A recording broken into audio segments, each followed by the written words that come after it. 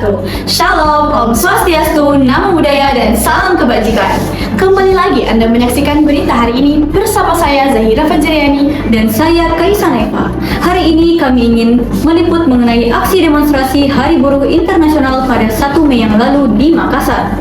Hari Buruh Internasional diperingati setiap tanggal 1 Mei dan seringkali menjadi momen bagi para pekerja untuk menyampaikan aspirasi mereka. Meski aksi ini telah berakhir, kami kembali meliput mengenai aksi demonstrasi ini untuk melihat dampak-dampaknya terhadap masyarakat. Pada saat itu, masa aksi menyampaikan tuntutan mereka melalui orasi, poster, dan spanduk yang mereka taruh di beberapa titik kota Makassar. Aksi ini juga mendapat pengawalan dari aparat keamanan agar berjalan dengan tertib dan aman. Demonstrasi sempat menyebabkan beberapa kemacetan di titik kota Makassar. Namun, kondisi lalu lintas ini telah berjalan dengan normal setelah penanganan dari aparat keamanan dan petugas. Untuk mengetahui dampak yang dirasakan oleh masyarakat, kita akan terhubung dengan reporter yang berada di lapangan aksi demonstrasi berlangsung. Baik, kepada reporter, apakah telah terhubung? Bagaimana kondisi jalan saat itu? Terima kasih ya, Kaisa. Saat ini kami berada di lokasi yang sebelumnya menjadi pusat pelaksanaan aksi demonstrasi dalam rangka memperingati Hari Buruh Internasional atau May Day di Kota Makassar.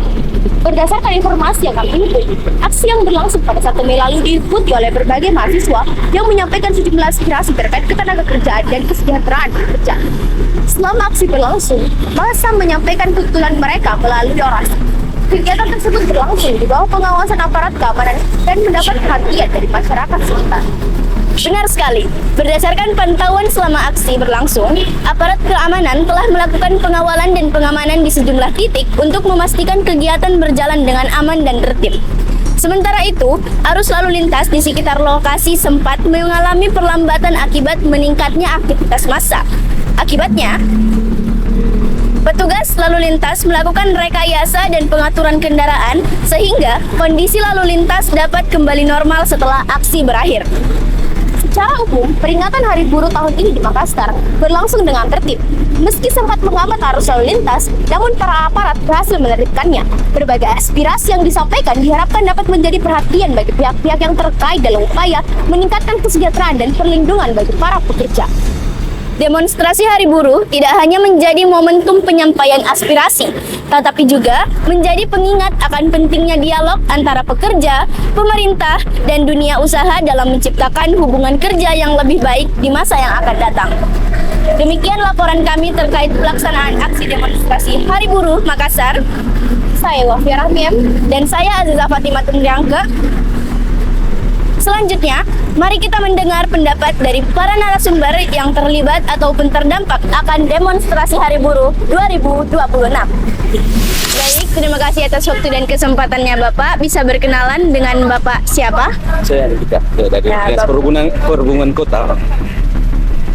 Ya, pertama, apa dampak utama demo Hari Buruh 1 Mei 2026 terhadap kelancaran lalu lintas, Bapak? Bisa dijawab? Kemarin 1 Mei itu macet ya, untuk dampak negatif di itu arus lalu itu macet.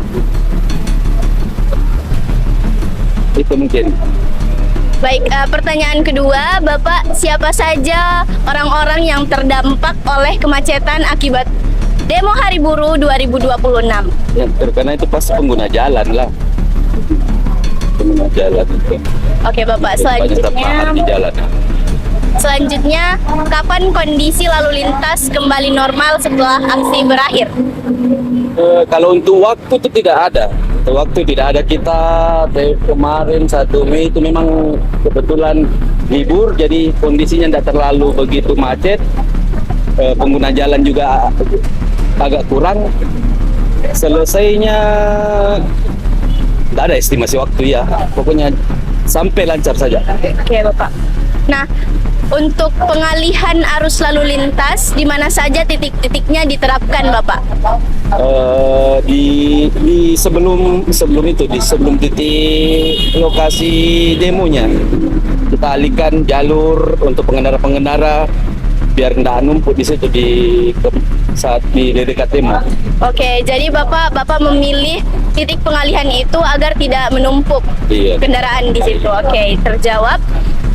Selanjutnya, bagaimana Bapak menangani kondisi lalu lintas pada saat demonstrasi berlangsung? Saat demo itu ya di sebelum titik demo kita carikan jalur-jalur alternatif untuk pengendara supaya tidak terhambat. Jangan mau kemana mereka tujuannya ya. Oke, terjawab Bapak. Terima kasih banyak atas waktunya. Baik, sebenarnya bisa saya perkenalkan atas nama siapa? Nama saya Ilzar. Baik, Anda adalah salah satu siswa Mandua Kota Makassar, betul? Betul. Yang terdampak oleh demo sendiri pada saat itu. Betul. Bagaimana kondisi perjalanan Anda dari sekolah menuju pulang ke rumah saat terjadi demonstrasi hari itu? Saya pulangnya berangkat dari sini jam 4, tapi sampai sananya biasa lebih lama. Biasanya saya cuma menempuh perjalanan selama 10 menit, tapi saya sampai di rumah sana bisa 20 sampai 30 menit. Jadi, apakah demonstrasi ini memengaruhi aktivitas Anda dan kenapa hal itu bisa terjadi? Ya betul, karena pertama terjadi kemacetan karena jalan itu biasa ditutup pakai truk atau apa. Dan juga saya jadi susah buat kemana-mana karena banyak sekali terjadi kemacetan. Jadi, menurut Anda sendiri, apa sebenarnya kendala terbesar yang Anda alami akibat kemacetan ini? Saya itu pertama susah kemana-mana, dan kalau ada yang kayak penting sekali begitu, saya pasti lama datang karena terjadi demo. Nah, seperti itu.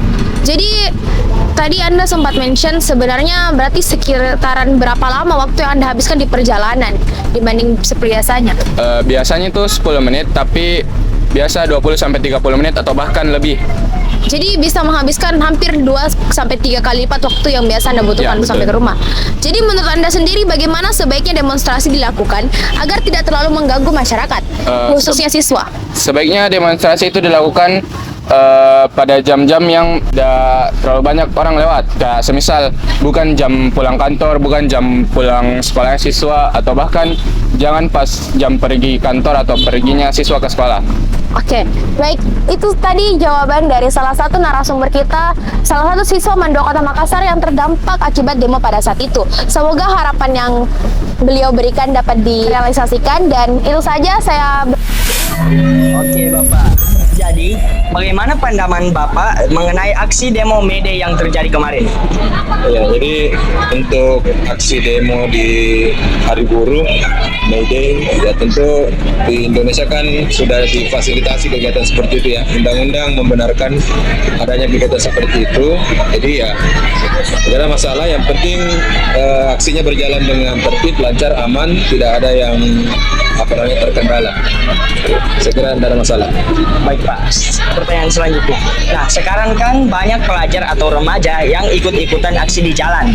Bagaimana tanggapan Bapak mengenai fenomena ini? Ya kalau misalnya ada pelajar yang ikut-ikutan ya saya tidak setuju ya dengan yang kayak begitu, karena pelajar ataupun katakanlah misalnya anak-anak yang masih usia sekolah itu belum punya kepentingan untuk ikut kegiatan-kegiatan seperti itu. Mungkin juga mereka tidak mengerti apa yang harus diaspirasikan, dia hanya ikut-ikutan konvoy di jalan, kemudian ikut-ikutan teriak-teriak, sehingga menurut saya siswa yang ikut-ikutan seperti itu ya harusnya tidak perlu melakukan seperti itu, tidak perlu diajak atau mereka tidak perlu ikut gitu. Baik Pak, terima kasih Bapak. Okay, thank you. Itulah tadi pernyataan dari para narasumber kita. Selanjutnya saya kembalikan ke studio. Baik, kepada reporter Wafia Rahmi dan reporter Aziza Fatima, terima kasih atas laporannya hari ini.